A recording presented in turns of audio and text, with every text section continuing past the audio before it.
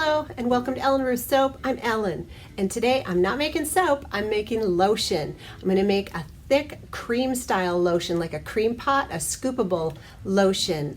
I have made another lotion video that I will link either up here or down there somewhere. I'm going to make a link for that. I did share the recipe there. That one was a more fluid, like for a pump style or a squeezy bottle style lotion. Well, today is going to be thick cream, like a scoopable.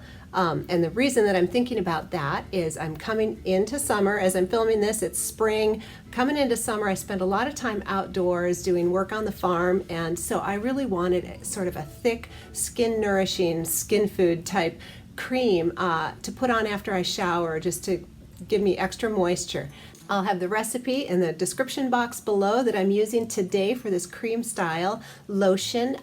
Some of the special ingredients that I'm going to be using are mango butter and shea butter, unrefined hempseed oil, and just other goodness things. I'll talk you through it as I go and why I chose the ingredients. I'm excited to make this. The fragrance that I chose, this batch is going to be for me personally. It's going to go straight from my soap studio up to my bathroom for after shower use. So the fragrance I chose is Sugared Peaches, and this is from Be Scented. This is a great scent. I love it. I've done bath bombs and soaps with this. It's wonderful.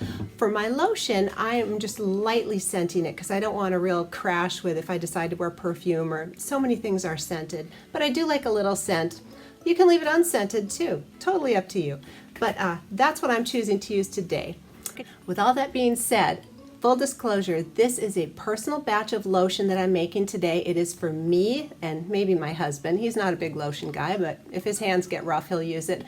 This is for personal use. If you are marketing your lotion, there are some things that you need to do different. You'll need to wear gloves. You'll need to understand the proper labeling of lotions and things like that. So, but this lotion I'm doing today is a DIY project. It is for my own personal use. I am not going to be wearing gloves today as I work. I'm just saying that, so I hope that I don't frustrate any of you professional lotion makers out there.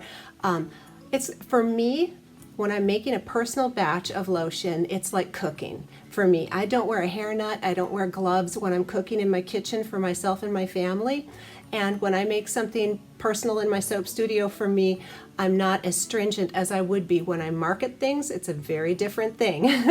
I will, however, be sanitizing all the surfaces and all my equipment with rubbing alcohol and sterilizing everything. Because lotion, I don't want any airborne yeasts and bacteria or any funkiness getting in there. I want a very pure and clean lotion. So with all that being said, I'm going to get my hair pulled back. I'm going to get everything pulled out for this lotion, and let's get together here and make some wonderful skin food, skin nourishing cream pot lotion.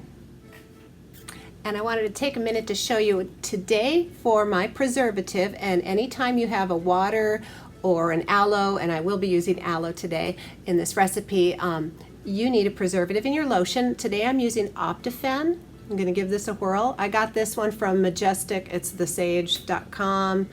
Brambleberry carries it. Wholesale Supply Plus carries. You can get preservatives a lot of different places. The neat thing about preservatives is there's several to choose from, and each one has a different usage rate, and most of the sellers will have a usage rate calculator to give you an idea of how much to put in the volume of product that you're making. So I am not going to put the amount that I'm using today in my recipe because you may have a different preservative, you may make a different quantity, but I will tell you to put one in there, and I'm going to let you do your research and figure out your own usage rate on that. And that goes also for fragrant oils or essential oils. If you're fragrancing this at all with natural things or a synthetic fragrance, each one has different usage rates, and even amongst fragrant oil and essential oils, they're not all the same. So you will need to do a little research. The homeschool mom in me is coming out. I apologize. Do your research. But it's really good to be educated. If you're making products in the home, even if it's just for yourself, it's good to know why you're doing things and do them right. That is the preservative that I'm using today for my batch, and let's get to it. Okay, we've got all our ingredients and we're ready to go. So let's start with our liquid portion first. I have 2.5 cups of liquid total, And what I have here for me is 1 1/4 cup of aloe vera juice and 1 1/4 cup of distilled water. That's what's going on in here. I've got my sterilized pot. Please ignore the stains. It's sterilized, wiped out with rubbing alcohol. Anyway, I am going to bring this up to a simmer and get it good and hot. And when that, I'm going to put that on my little stove top and get it going, and then we will deal with our oils next. I'll tell you what I've got going on there. But right now, let me get my liquid portion up to just under boiling, like a good simmer. And now it's time for the oils. And let me tell you what I've got going on here. In this big pot, I'm going to put this in the microwave and melt everything together. What I've got going on in here is a 1/2 cup of emulsifying wax and 1 tablespoon of stearic acid. And the stearic is going to help make this really thick. These are both vegetable-based products. So that's what's in here. They're just little granules and they melt up really nice. And what I have going on here is, this is 1 ounce of mango butter. Oh, I'm sorry about the lighting. It casts there you go. 1 ounce of mango butter. I have 1 ounce of shea butter. And in here I have 1 ounce of my unrefined hempseed oil and 1 ounce of sweet almond oil. That's what's going on in there. And then on top of it all, I'm going to just give a squeeze of vitamin E oil. I don't really measure it out, I just squeeze it. So, and this is just for me personally. Now let me tell you, if you are marketing your lotion, again, I'm doing measurements here. You're going to want to weigh everything out, but for me, I just have measurements. I mean, I did weigh my oils, but anyway, just another thing between DIY personal use projects and making something to market. Again, I've got my naked hands. I'm cooking for my family here is what I consider, so let's get going. I'm going to put all my oils. Actually, what I'm going to do is I'm going to put my liquid oils in here and get these mostly melted down. Then I will add my mango and shea because I don't want them to get grainy. So I like to melt them at a little bit of a cooler temperature. So I'm going to get that in the microwave. I can put my e-oil in here. And my preservative needs to be put in as the lotion is cooling, as well as the fragrance oil. I don't want the fragrance to dissipate off, and this particular preservative says not to add it too hot. I'm going to wait till this is about 90 degrees before I put that in there. It's going to be the last thing I put in. So I'm going to get this melted up and we'll come back and add our hard butters to it. All right, I've got my emulsifying wax and liquid oils all melted. I'm going to add my hard butters in here and stir them around and let them sort of melt a little naturally. I'll probably need to give this a couple of pulses in the microwave just to get it all the way melted, but we're just going to let those sort of heat up.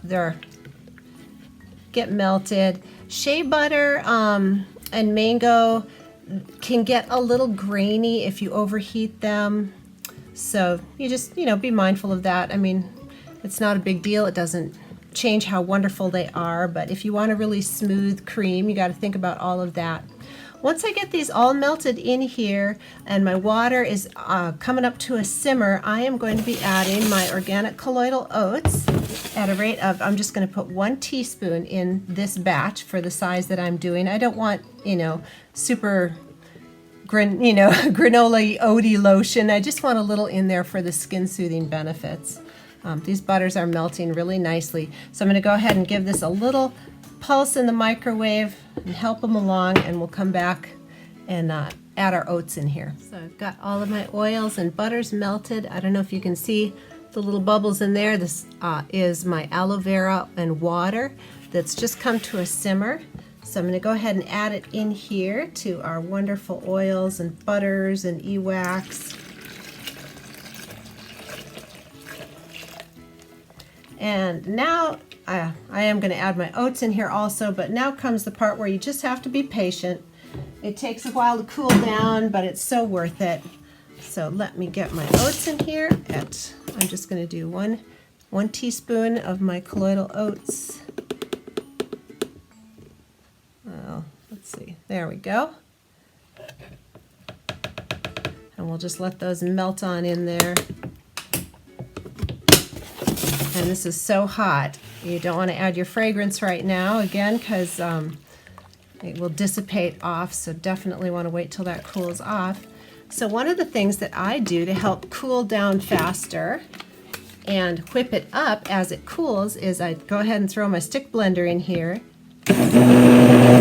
and it agitates it and cools it off a little faster, and it also incorporates air and makes it really fluffy. So I will just be coming back every few minutes and giving it a burst, and I've got other things to do in the soap room while this cools down. So I will bring you back. Let me show you how hot it is right now.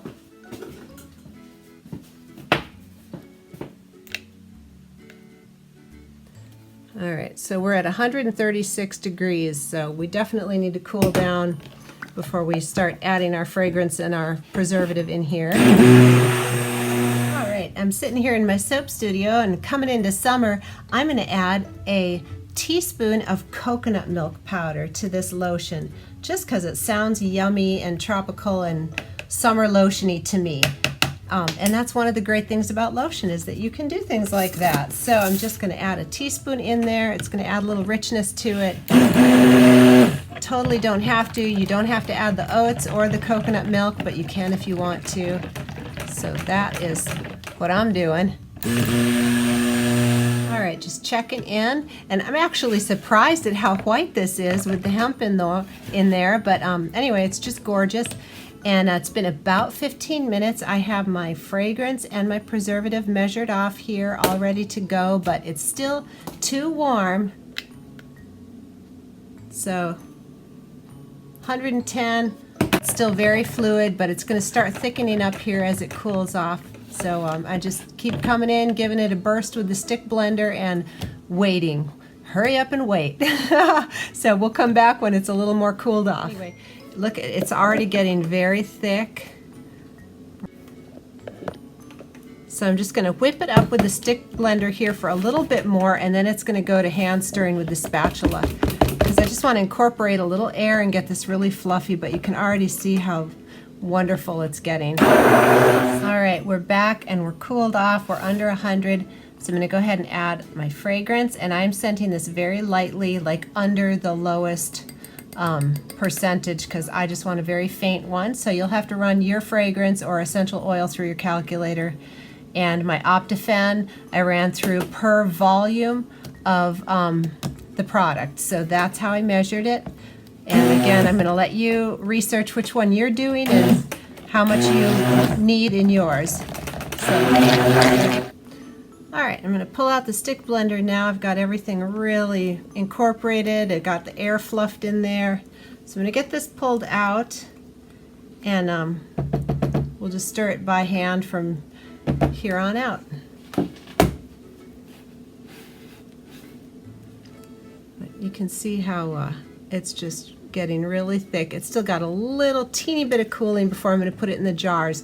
One of the reasons that I like to wait till it's cooled down is because I don't want any condensation on the lid. Now you can jar this when it's still warm, just leave the lids off and let it cool, but you don't want any condensation or added moisture in there.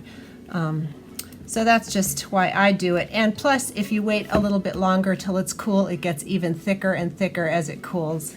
Because those hard oils thicken up, the stearic acid and the e-wax thicken up, and that's where you're getting this wonderful thickness from. All right, let's just pour it in here too. This is another way to do it.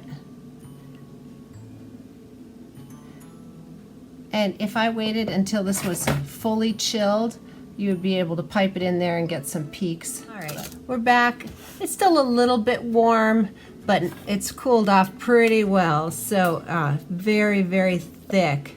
And I'm going to actually throw it in a piping bag just to squeeze it in here and get it down the bottom. Piping bags are great if you have a taller container to, you know, not make your mess on the side. So that's, I'll show you how I do this.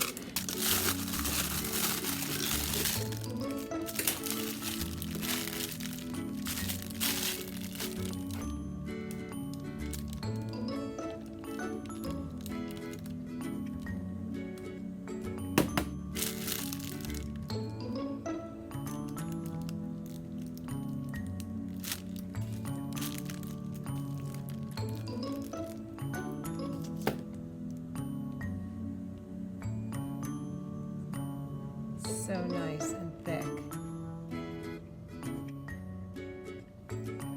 See, it's totally thick.